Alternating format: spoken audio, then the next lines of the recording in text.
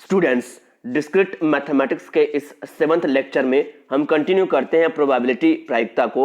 एक क्वेश्चन देखते हैं, यदि एक घोड़े ए के द्वारा किसी दौड़ को जीतने की जो प्रायिकता है वो 1/4 है और घोड़े बी के द्वारा उसी दौड़ को जीतने की प्रायिकता 1/3 है, तो उनमें से किसी एक घोड़े के द्वारा दौड़ को जीतने की प्रायिकता क्या होगी। मान लेते हैं E1 जो है घोड़े ए के जीतने की घटना है, इवेंट है, और E2 जो है वो घोड़े बी के जीतने की घटना है। तो प्रश्नानुसार क्वेश्चन में दिया है कि जो P ऑफ E1 है, ए के द्वारा जो जीतने की प्रायिकता है वो है 1/4 और P ऑफ E2 है वो है 1/3। अब सिंस घोड़े ए के जीतने पर घोड़ा बी नहीं जीत सकता और घोड़े बी के जीतने पर घोड़ा ए नहीं जीत सकता है, मतलब दोनों में से कोई एक जीतेगा, मतलब दोनों में कोई कॉमन नहीं है। ऐसा नहीं है कि घोड़ा ए जीतेगा तो बी भी जीतेगा, ऐसा नहीं है। इसका मतलब देयरफॉर E1 व E2 जो है वो दोनों परस्पर अपवर्जी घटनाएं हैं, म्यूचुअली एक्सक्लूसिव इवेंट्स हैं। अतः ए या बी इसमें से किसी एक के जीतने की जो प्रायिकता होगी that means P of E1 union E2, formula हो जाएगा P of E1 plus P of E2। क्योंकि ये परस्पर अपवर्जी घटनाएं इसलिए जो माइनस करके P of E1 intersection E2 है वो नहीं लिया गया है, वो 0 हो जाएगा। तो ये 1/4 ये 1/3, answer is 7/12। This is the answer. अब डेफिनेशन देखते हैं कंडीशनल प्रोबेबिलिटी, प्रतिबंधी प्रायिकता। कंडीशनल प्रोबेबिलिटी, जब एक घटना इवेंट जो है E1 उसकी जो प्रायिकता है दूसरे घटना E2 के होने पर निर्भर करता है, तो घटना E1 की प्रायिकता को प्रतिबंधी प्रायिकता कहते हैं। और इसे हम ऐसे लिखेंगे probability P of E1 based conditionally E2 या P of E1 respect to E2 कहेंगे। यहां पर जो है E2 घटना की जो प्रायिकता जो है वो E1 के प्रोबेबिलिटी पर प्रभाव डालता है, इसलिए इसे हम प्रतिबंधी प्रायिकता कहते हैं। देखते हैं एक प्रमेय, प्रायिकता का गुणात्मक नियम या मिश्र या संयुक्त प्रायिकता का प्रमेय, मल्टीप्लिकेटिव लॉ ऑफ प्रोबेबिलिटी और थ्योरम ऑफ कंपाउंड प्रोबेबिलिटी। दो घटनाएं E1 और E2 के संयुक्त रूप से एक साथ घटित होने की जो प्रायिकता होगी वो घटना E1 की प्रायिकता और घटना E2 की प्रतिबंधी प्रायिकता जब घटना E1 घट चुकी है उनके गुणनफल के बराबर होती है। अर्थात ये जो P of E1 intersection E2 जो है वो P of E1 into P of E2 respect to E1 इनके प्रोडक्ट के इक्वल होती है। प्रूफ देखते हैं। मान लेते हैं प्रयोग की जो प्रतिदर्श समष्टि S है, सैंपल स्पेस S है, और E1 और E2 दो घटनाएं हैं, दो इवेंट्स हैं। मान लेते हैं घटना E1 जो है वो घटित हो चुकी है और E1 जो है नॉट इक्वल 5 है, मतलब वो नल इवेंट्स नहीं है।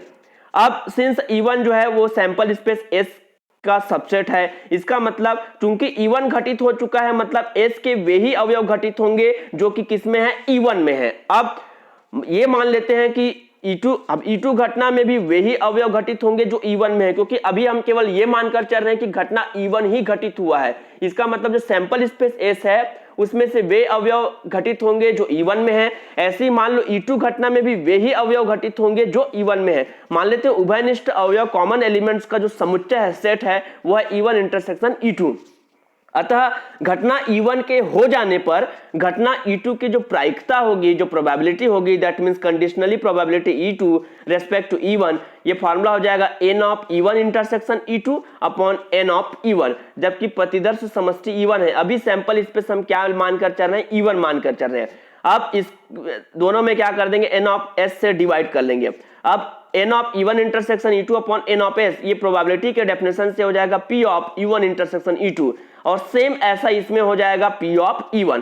तो ये जो है P of E2 respect to E1, इसका फार्मूला हो गया P of E1 intersection E2 upon P of E1। इसको इधर पक्षांतर कर देंगे तो ये हो जाएगा P of E1 intersection E2 equal to P of E1 into P of E2 respect to E1। इसी प्रकार हम ये भी शो कर सकते हैं कि P of E1 intersection E2, क्योंकि यहाँ पर E1 के लिए लिए थे, वैसे अगर हम यहाँ पर P ऑफ E2 करते हैं तो into P of E1 respect to E2 हो जाएगा। This proved. अब देखते हैं definition, independent and dependent events, स्वतंत्र और परतंत्र घटनाएं। मान लेते हैं किसी सैंपल स्पेस S की दो घटनाएं हैं, किसी उसमें दो घटनाएं हैं और एक घटना के घटित होने का प्रभाव दूसरे घटना की प्रायिकता पर नहीं पड़ता है, तो दोनों घटनाएं परस्पर स्वतंत्र घटनाएं, इंडिपेंडेंट इवेंट्स कहलाती हैं। गणितीय रूप से यदि E1 और E2 दोनों स्वतंत्र घटनाएं हैं तो जो P of E1 intersection E2 होगा ये डायरेक्टली इक्वल टू होगा P of E1 into P of E2 से। और यदि P of E1 intersection E2 not equal होता है P of E1 into P of E2 से, तो E1 और E2 जो है वो परतंत्र घटनाएं, डिपेंडेंट इवेंट्स हो जाती है।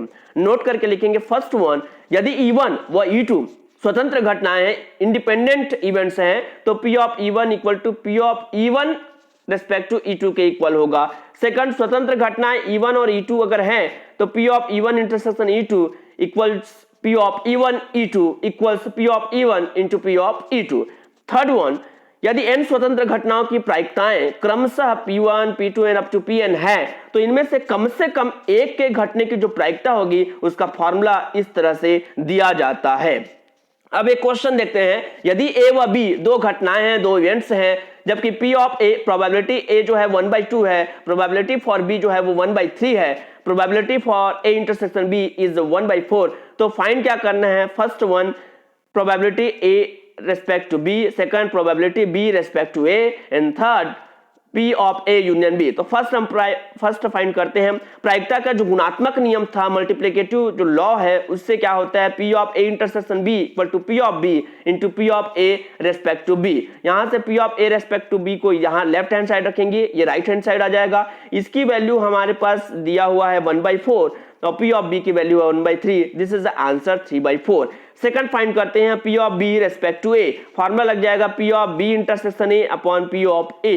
P of B intersection A को A इंटरसेक्शन B लिख सकते हैं और इसकी वैल्यू है 1/4, इसकी value 1/2, answer is 1/2। C, P of A union B, formula हो जाएगा ये एडिटिव लॉ से P of A plus P of B minus P of A intersection B। Values को पुटअप करेंगे और आंसर हमें मिलेगा 7/12। This is the answer. अब एक क्वेश्चन देखते हैं, एक कॉलेज में 25% विद्यार्थी गणित में, 15% विद्यार्थी भौतिकी में और 10% विद्यार्थी जो है गणित व भौतिकी दोनों में फेल होते हैं। एक विद्यार्थी यादृच्छा एट रैंडम चुना जाता है, तो हमें क्या क्या ज्ञात करना है? फर्स्ट, यदि वह भौतिकी में फेल है तो उसके गणित में फेल होने की प्रायिकता क्या होगी? यदि वह गणित में फेल है तो भौतिकी में फेल होने की प्रायिकता क्या होगी? और उसके गणित या भौतिकी में फेल होने की प्रायिकता ज्ञात करना है। सॉल्यूशन, सबसे पहले मान लेते हैं कि गणित में फेल होने की जो घटना है वो E1 है, भौतिकी में फेल होने की जो घटना है वो E2 है। माना कुल विद्यार्थियों की संख्या जो है वो 100 है, that is n of s। Since गणित में 25% विद्यार्थी फेल होते हैं तो टोटल 100 में 25 ये हो जाएगा, n ऑफ E1 जो होगा 25। सिमिलरली 8 ऑफ E2 जो है ये भौतिकी के लिए हो जाएगा 15 और दोनों में फेल जो होते हैं उनके लिए संख्या हो जाएगी 10।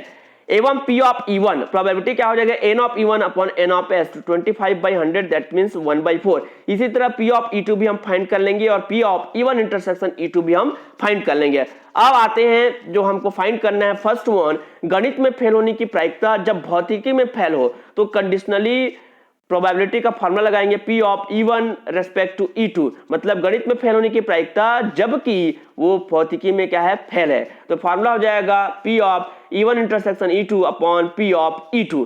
तो इसकी वैल्यू है 1/10, इसकी वैल्यू 3/20, आंसर इज 2/3। सेकंड, भौतिकी में फेल होने की प्रायिकता जब वो गणित में फेल हो तो प्रोबेबिलिटी ऑफ ये हो जाएगा भौतिकी में फेल होने की प्रायिकता जबकि वह गणित में फेल हो तो P of E2 respect to E1, formula ये अप्लाई हो जाएगा। This is the answer.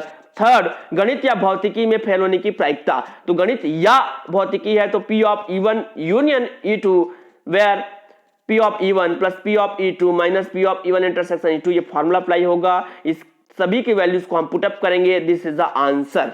एक होमवर्क है, क्वेश्चन 75% मामलों में A जो है वो सत्य बोलता है और 80% मामलों में B सत्य बोलता है। कितने प्रतिशत मामलों में वे एक ही तथ्य में एक दूसरे का विरोध करेंगे? मतलब विरोध तभी कर सकते हैं जब एक घटना में A सत्य बोल रहा है और B क्या है? असत्य बोल रहा है, या A असत्य बोल रहा है और B सत्य बोल रहा है। तो दिस इज द होमवर्क। अब एक महत्वपूर्ण प्रमेय देखते हैं, बेज प्रमेय, बेज थ्योरम। यदि n परस्पर अपवर्जी और निषेध घटनाएं हैं, म्यूचुअली एक्सक्लूसिव इवेंट्स हैं A1 A2 AN, और एक घटना B जो है इन घटनाओं का अनुगामी है, मतलब घटना B जो है इनको फॉलो करता है, तब यदि यह पाया जाता है कि एक यथार्थ प्रेक्षण एक्चुअल ऑब्जर्वेशन B से घटित हो चुका है, मतलब घटना B जो है वो घटित हो चुका है, ऐसा पाया गया, तो इसके एक विशिष्ट घटना एजे के पूर्व क्रम में घटित होने की प्रायिकता क्या होगी। मतलब यह है कि घटना बी जो है इन्हीं घटनाओं के बीच में घटित होता है, इन्हीं घटनाओं को फॉलो करता है। अब अगर घटना बी घटित हो चुका है तो एजे, किसी घटना एजे मतलब इन्हीं में से किसी घटना के घटित होने की प्रायिकता क्या होगी। मतलब प्रोबेबिलिटी ऑफ एजे जब बी जो है वो घटित हो चुका है, मतलब हम पास्ट में जो संभावनाएं देख रहे हैं, मतलब घटना भी घटित हो चुका है प्रेजेंट में, लेकिन प्रेजेंट को देखते हुए क्या पास्ट में जो घटना एजे है उसकी घटित होने की प्रोबेबिलिटी हम इस थ्योरम में देख रहे हैं। तो इसका फार्मूला हो जाएगा P of A J P of B respect to A J upon summation i equal to 1 to n p of ai p of b respect to ai। Proof देखते हैं। मान लेते हैं a1 से an की प्रायिकताएं जो है क्रमशः pa1 pa2 एंड pan है, और घटना b के साथ इसकी जो कंडीशनली प्रोबेबिलिटी होगी, प्रतिबंधी प्रायिकताएं, वो p of b respect to a1 p of b respect to a2 and up to p of b respect to an है। अब चूंकि घटना b घटित हो सकती है जब या तो जब a1 घटती है या a2 घटती है या an घटती है, क्योंकि घटना b इन्हीं को क्या करता है, फॉलो करता है। तो इनमें से किसी के साथ घटित हो सकती है या संयोजन में, कॉम्बिनेशन में, या a1 या a2 या an के साथ हो सकती है। अतः b इक्वल टू हम लिख सकते हैं ba1 union ba2 union up to ban। अब p ऑफ b जो है प्रोबेबिलिटी अप्लाई कर देंगे, तो चूंकि घटनाएं अपवर्जी है, म्यूचुअली एक्सक्लूसिव है, तो कॉमन कोई उभयनिष्ठ कुछ नहीं आएगा। That means p of ba1 union plus p of ba2 and up to p of ban। इसको समेशन फॉर्म में हम इस तरह से लिख सकते हैं। अब जो मिश्र प्रायिकता का जो प्रमेय है, कंपाउंड प्रोबेबिलिटी का जो थ्योरम है, उसके अनुसार इसको हम ऐसा लिख सकते हैं p of ai p of b respect to ai। अब यहां से ये वैल्यू हो गई, दिस इज इक्वेशन नंबर 1, जहां p ऑफ b ai जो है इसका मतलब है b की प्रतिबंधी कंडीशनल प्रोबेबिलिटी, जबकि ai जो है वो पूर्व में घटित हो चुका है। अब मिश्र प्रायिकता के प्रमेय से अब इसको लिखते हैं p ऑफ aj b को क्या लिख सकते हैं, p of aj into p of b respect to aj। That means p of b to p of aj respect to b, मतलब इस फॉर्म में भी लिख सकते हैं और इस फॉर्म में भी लिख सकते हैं। अब p of aj respect to b, यहां से इसकी वैल्यू ट्रांसफर करेंगे तो ये आ जाएगा, और ये हो जाएगा p of aj p of b respect to aj upon pb। अब इक्वेशन 1 और इक्वेशन 2 से, इक्वेशन 1 में हमारे पास हो जाएगा p, ये वैल्यू को दोनों को कंबाइन करेंगे तो p of aj respect to b, ये p of aj p of b respect to aj, और इसकी वैल्यू को यहां पर पुटअप कर देंगे, ये हो जाएगा प्रूव्ड। अब देखते हैं भावी घटना के लिए बेज प्रमेय, Bayes theorem for future events. Future events अभी हमने देखा कि पास्ट के लिए जो प्रोबेबिलिटी के लिए बेज प्रमेय देखा, अब है फ्यूचर इवेंट्स के लिए। दैट मीन्स यदि सी कोई घटना है, कोई इवेंट है जो घटना बी के घटित होने के बाद होती है, घटना बी के घटित होने के बाद अगर कोई घटना सी घटती है तो घटना सी के प्रायिकता क्या होगी, उसका फॉर्मूला है, इस प्रकार से फॉर्मूला दिया जाता है। प्रूफ देखते हैं। मान लेते हैं घटना सी जो है n परस्पर अपवर्जित तरीकों से हो सकती है, a1 के संयोजन में, a2 के संयोजन में या an के संयोजन में, जब an जो है b के पूर्व क्रम में होता है। तो c की जो प्रतिबंधी प्रायिकता होगी, कंडीशनल प्रोबेबिलिटी, होगा p of c respect to b। तो इसका फार्मूला हो जाएगा p of c respect to b equal to p of a1 c respect to b plus p of a2 c respect to b and up to p of an c respect to b। अब यहां पर इसको summation form में हम इस तरह से लिख सकते हैं। अभी हमने बेच प्रमेय देखा, p of ai respect to b, उसका फॉर्मूला ये होता है। इन दोनों को हम कंबाइन करेंगे तो ये वैल्यू हमको मिल जाएगी, दिस इज द आंसर। ये क्या बताता है, probability of c respect to b, मतलब घटना b घटित हो चुकी है और c घटना जो है वो फ्यूचर में होने वाली है, उसकी प्रोबेबिलिटी क्या होगी। एक क्वेश्चन देखते हैं। 3 एक समान थैलों में से क्रमशः एक सफेद और 2 काली गेंदे, 2 सफेद और 1 काली गेंदे और 2 सफेद और 2 काली गेंदे हैं। एक थैले का चुनाव करके एक गेंद निकाली जाती है, यह सफेद मिलती है, इसके सफेद थैले से आने की प्रायिकता क्या है। मतलब हमने एक गेंद जो है एट रैंडम हमने निकाला, वो सफेद मिला, हमको ये बताना है कि ये सफेद थैले से आने की क्या प्रायिकता है। चलिए, माना b इक्वल टू सफेद गेंद निकालने की घटना, एक सफेद गेंद निकालने की घटना है, और a1 a2 a3 जो है वो क्रमशः प्रथम, द्वितीय व तृतीय थैले चुने जाने की घटना है। अब p ऑफ a1 क्या होगा, p ऑफ a1 मतलब क्योंकि 3 थैले हैं तो 3 एक समान थैलों में से प्रथम थैले चुने जाने की घटना प्रायिकता क्या होगी, 1/3 होगी। तो p ऑफ a2 भी क्या होगा, 1/3, p ऑफ a3 क्या होगा, 1/3। वह P of B respect to A one, मतलब बी किसके लिए, एक सफेद गेंद निकालने की प्रतिबंधी प्रायिकता, जबकि प्रथम थैला चुना जा चुका है। तो इसके लिए क्या होगा, क्योंकि प्रथम थैले में कितने सफेद गेंद है, प्रथम थैले में एक ही सफेद गेंद है, तो क्या हो जाएगा 1C1 अपॉन, अब इसमें कितने गेंदे हैं 1 और 2, दैट मीन्स 3 गेंदे हैं, तो 3 गेंदों में से एक गेंदे क्या हो जाएगा 3C1, दैट मीन्स 1/3। आगे इसी प्रकार अगर P of B respect to A2 देखेंगे तो बी थैले में बी मतलब इसके लिए हम देखेंगे एक सफेद गेंद निकालना है दूसरे थैले में, तो दूसरे थैले में क्या है, ये है 2 सफेद और एक काली गेंदें हैं, तो 2 सफेद में से एक सफेद क्या हो जाएगा 2C1, तो यहां से क्या हो जाएगा 2C1 अपॉन, और उस A2 में कितने गेंदे हैं 3 गेंदे हैं, तो 3C1 ये हो जाएगा 2/3। इसी प्रकार इसको भी हम क्या कर लेंगे, फाइंड कर लेंगे। अब बेच प्रमेय से क्या होगा, P of A3 respect to B, A3 मतलब तीसरे थैले से चुने जाने की और सफेद गेंद निकालने की जो प्रायिकता होगी उसका फार्मूला हम इस तरह से रख लेंगे बेच प्रमेय से। फार्मूला इसमें समेशन को ओपन करेंगे, उसके बाद सभी वैल्यूज को इसमें पुटअप करेंगे, इस is the answer. This complete the unit 1, यहाँ यूनिट 1 जो है वो कंप्लीट होता है। तो आज के लेक्चर में इतना ही।